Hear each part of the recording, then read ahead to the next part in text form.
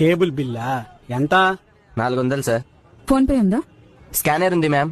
అదే మీ ఆవిడ సంపాదిస్తుంటారు, మీరు వంట చేసి పెడుతుంటారు, అంతేగా? డబ్బులు కావాలా క్లారిటీ కావాలా? డబ్బులే కావాలి. మా ఇంట్లో సంపాదించేది ఆయన, వంట చేసేది నేను. క్లారిటీ కూడా ఇచ్చాను కదా. ఇంకొకటి, ల్యాప్టాప్ ముందు కూర్చోగానే ఏదో వర్క్ ఫ్రం హోమ్ చేసేస్తున్నాను అనుకుంటున్నావేమో. యూట్యూబ్ లో కొత్త రెసిపీస్ చూస్తున్నాను. ఓకే?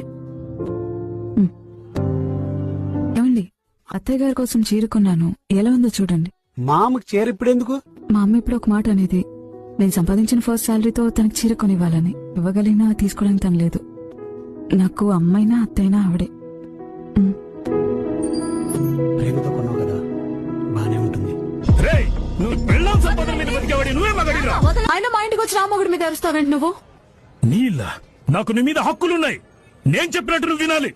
అలా అయితే మా అమ్మ కూడా వాళ్ళ కనవాళ్ళు చెప్పినట్టు చేయాలి కదా. నువ్వెందుకు దాన్ని కంట్రోల్ చేస్తున్నావు? నీకు నచ్చినట్టు మీ ఆవిడ ఉంటున్నప్పుడు మా ఆయనకి నచ్చినట్టు నేనుంటే తప్పేంటి? మీరెప్పుడైనా మీ అబ్బాయిని నువ్వేమవ్వాలనుకుంటున్నావురా అని అడిగారా? బలవంతంగా చేప నీళ్ళ మీద పడేసేయమంటే ఏమెత్తుంది మావయ్య. ఆయన కూడా అంతే. పాపం మావయ్య, ఆయనకి ఇష్టం లేని పని చేయలేక, అది మీతో చెప్పలేక సతమతం అయిపోతున్నారు. పిల్లల ఇష్టాన్ని తెలుసుకోకపోయినా పర్లేదు, కానీ మీ ఇష్టాన్ని పిల్లల మీద రుద్దదు మావయ్య. Cable bill